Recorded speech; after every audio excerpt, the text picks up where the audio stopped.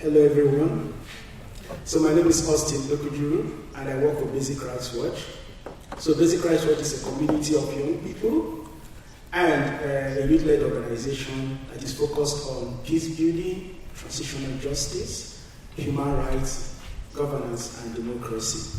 So we have an initiative that we have developed to respond to gender-based violence in Nigeria, and the name of the initiative is called Sexual Assault Support Assistance, SASA. So next slide. Good. Okay, so this initiative digitizes directory of SGBV responders in Nigeria for easy access to victims or people who have witnessed sexual gender-based violence in Nigeria. And this initiative leverages on WhatsApp API chatbot functionality and Google Spatial Search. So the Google Spatial Search actually allows victims to be able to access SGBV responders that are very close to them, that are closest to them. So what is the link between SASA and peace building?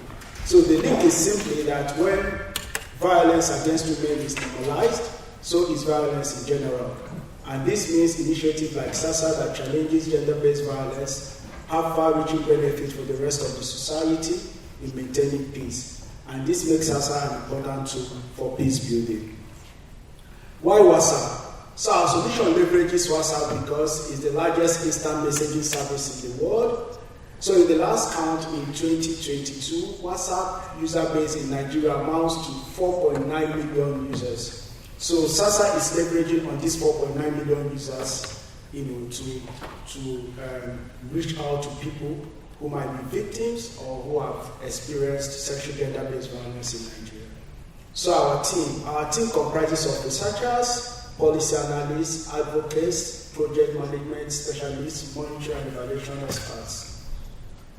So now, this is one of the reasons that we designed SASA. This was one of the reasons that spurred us to design SASA. So during the lockdown in 2020, the Nigerian government reported that about 3,600 rape cases and assaults in Nigeria. But for us who are in the development space, we believe that this number was more, but this was the official number that was released. So we came together and asked ourselves, how can we use technology to respond to this issue, right? So we said, okay, let us design the WhatsApp chatbot that is going to provide response in cases where there are sexual and gender-based violence in Nigeria. So these are the key functionalities of SASA. One, the function provides users verified directory of SGBV responders closest to them. So we did a painstaking effort by verifying SGBV responders that are in Nigeria. So they are on this platform. So in cases where there is an incident, victims can actually use that functionality to get to SGBV responders that are very closest to them. The second one is that it allows users to be able to talk to counselors. Like if you want a counseling session, you can get maybe like a 10-minute counseling session. So you just have to book online and book on the platform, and you can be able to speak to a counselor at a convenient time. Then the third function is that it also allows users to be able to download materials, just like SGBV toolkits and like the Violence Against Persons Prohibition Act of 2015 in Nigeria and all the materials. So this initiative was conceptualized first to prevent sexual gender-based violence by capacitating users, and second, to respond in cases where there is any incident of sexual gender-based violence. So this is a preview of what SASA looks like. This is a further preview of what SASA also looks like. So it runs on WhatsApp, as I said earlier. Now, what is our target? Our target is to reduce prevalence of SGBV in Nigeria by 40% before 2030 through the use of technology. I know that could be ambitious, but we are hoping that we can be able to achieve it. So we want to have more than 50,000 users use SASA service to increase knowledge on SGBV by 2023. We want to also improve SASA database by adding directory of SGB response desk officers, of law enforcement officers, SAC centers, hospitals, and law firms. So in Nigeria, Most of the government agencies are beginning to be gender responsive, so they are creating gender desks and all that. So we want to also aggregate those data and also add it to SASA to broaden the scope of the work that SASA can be able to do.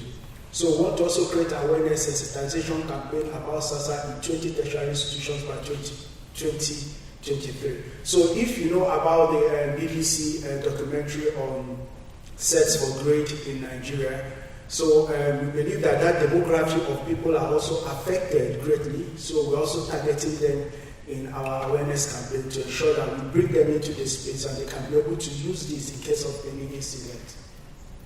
So what have we done so far? We've mobilized students to use SASA in tertiary institutions, in key pilot tertiary institutions. Our work is also, we are also implementing our work to achieve SDG Goal 5 and 16 with specific target of 5.2 and 16.2 of the SDG. So our outreach in local communities also, we have also deployed SASA in local communities, like in Borno State, where the armed conflict is happening. So we believe that most women who are in the IDP camps and local communities are also susceptible to issues around sexual gender-based violence. So we have also deployed this initiative in those local communities so people can be able to report cases even on their behalf. So we've also leveraged partnership of other organizations who are also working in this area. So our impact, we have recorded the following achievements. So we have more than 2,000 users engaged with SASA, and 90% of these users are women. So we have 40 tertiary education students who have gotten help through the use of SASA. And we have a minor that has gotten help through the use of SASA. So before I end my presentation, I would like to share a story, and it's very, very important to put context to the work that we're doing. So I was invited in a program to speak about SASA and how we're using it to promote peace building. And after my presentation, a young girl walked up to me and said, "Thank you." At first, I felt that she was telling me thank you because I had made a good presentation, but she said thank you again. And that got me worried. I turned to her and said, "Why are you thanking me?"